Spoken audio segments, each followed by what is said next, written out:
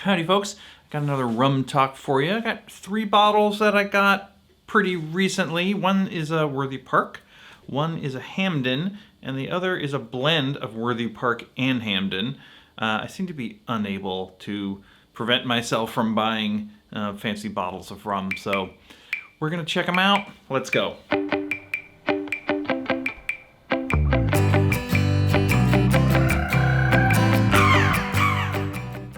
So we got these 3 bottles. The first is a Worthy Park single barrel from a local liquor store. It is a barrel proof. It is 62%, which is kind of bonkers. A little bit hard to sip on its own, but we're gonna try it out. It cost me $91. Like I said, it's from Worthy Park, and the mark is WPL, which means Worthy Park Light. That means it's between 60 and 120 grams of per absolute alcohol, esters per grams of absolute alcohol. So not a super duper high ester one, sort of in the lighter, lower range, but not the lightest possible. The second bottle is the Hampden Great House 2022. This is a special release that they've been doing the last few years, 55%, and it's a blend of the different marks that they make at Hampden. I had a real hard time finding last year's version. I thought that would be a fun one to get, but I was at the liquor store and there it was, so I had to grab it. Now this one cost $132, which is kind of a lot, probably past the upper limit of what I should be spending on bottles of rum, but I spent that money so I could tell you about it, and you don't have to spend it. Now we're gonna start with actually the lowest proof one. It's called Papillon. This is a brand started by Realy. Realy are French lovers of rum. They bottle various things, including the Clarins are a Realy product. The Habitation is a Realy thing, and so is the Transcontinental. Now the Transcontinental rums, they have a sort of a gimmick, which is that they're taking the rums back to Europe to further age them, and this Papalin gimmick is that it's all rums that are aged where they're distilled. So this is all Jamaica aged rums, blended from Hampden Estate and Worthy Park. It's got a 7-year age statement, and it comes in at 47%. Now this Papillon bottle is kind of funny. I was out of town on the East Coast a few weeks ago.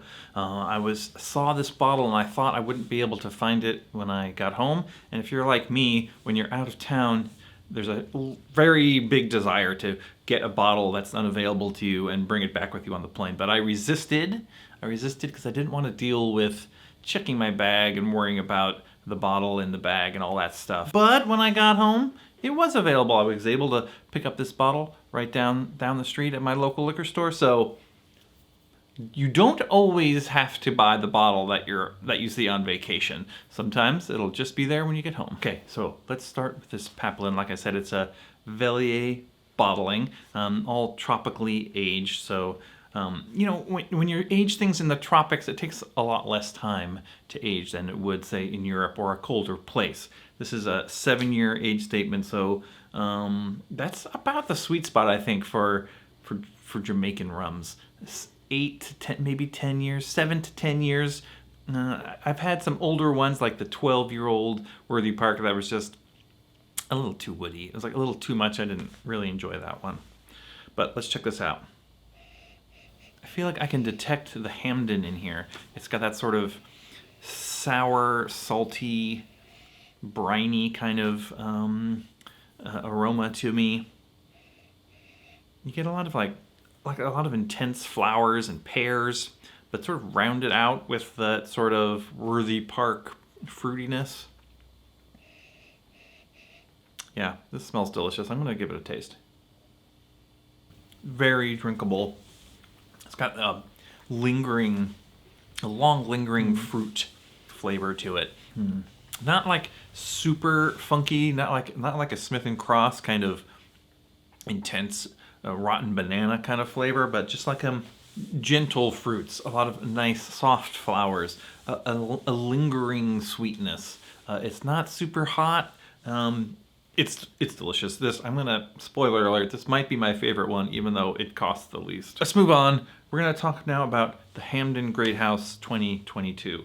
This is the most expensive bottle. This might be one of the more expensive bottles I've ever bought. But you know, it's like limited edition. I sort of fell for that hype, I guess.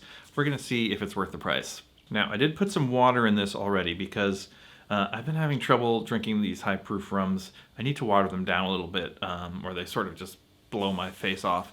So 55%, I probably watered it down to closer to 50, maybe, you know, 48, something like that.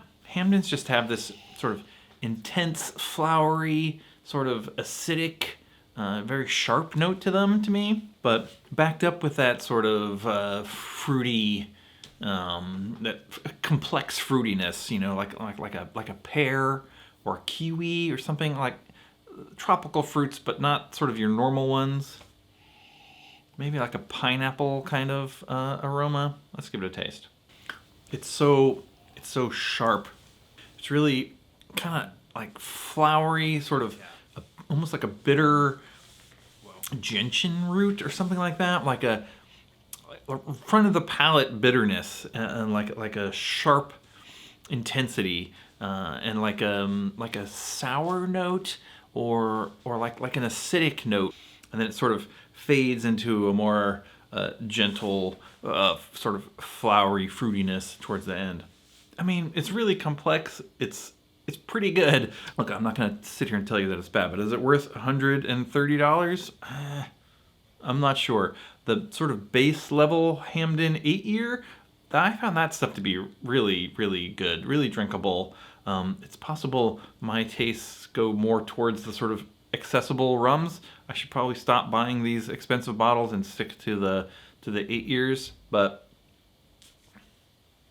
I'm on a journey. I feel like I've been drinking Hampdens for a little while now, and I can sort of detect that sharp acidity now, which you know, I think it's very interesting. It's very good. It might be better in blends, like the Papillon blend. You get a little bit of that, but it's, you know, tempered by some of the Worthy Park. Let's move on to Worthy Park. Now, this is the Worthy Park single barrel. It's an 8-year rum, aged in Jamaica, WPL, like I said, Worthy Park Light. It is 62%. I put in enough water, hopefully, that this is down to more like 50, because when I try to drink this on its own, it's just, like the other one, just insane. Yeah, much more of your sort of standard Jamaican, what you think of, those sort of darker fruits, the sort of more musty, overripe bananas, things like that. Yeah, a little bit woody, you know, a little bit of those sort of tannic wood notes. I don't know, like a blueberry or like a raspberry, something like that. So it lacks that sort of Hampden intensity, that sort of acidic front palate sharpness. It's much more round. Okay, so actually, this is delightful. When I put in enough water, I really like it. At 62%, it's undrinkable, but at 50%, amazing. Now, one thing I will say is, I think I might prefer Hampdens when they're blended with other things. That sort of very acidic sharpness isn't always my favorite thing. It's probably because my palate isn't sophisticated enough, but I thought maybe what we should do is just blend these two, blend the Worthy Park and the Hampden, and see how that is. You still get that Hampden really cuts through when, in terms of the nose. To me, I feel like they really add together really nicely. I think that's one of the reasons I really enjoy this Papillon. The two distilleries really sort of lend themselves to be blended with each other. Does that make sense? It's got a little bit of that sharpness up front, but really a little bit more complex, and sort of mellows out into the finish of the Worthy Park with that sort of dark fruit, fig, berry kind of aftertaste. Yeah, that's pretty good. I think my takeaway is that I really, really like Hampden, but I think I like it better when it's blended with other things. For years, of course, they didn't put out their own label, you know, their own brand. They were only used in blends by other people. But maybe that was like a really good use for them. Anyway, have you tried any of these? If you have, let me know down in the comments. I really enjoy that Papalin Jamaica really, really well. I'm looking forward to seeing if they have any other releases anytime in the future, because that's really good. And I'm going to try and find some more lower proof rums that are maybe a little bit more accessible. That's probably where I should be looking. We're going to try and find some Foursquares too, I think, in the future. All right, thanks for watching. Hopefully that was fun and or informative. Let me know what you think down in the comments. In the meantime, we'll see you next time.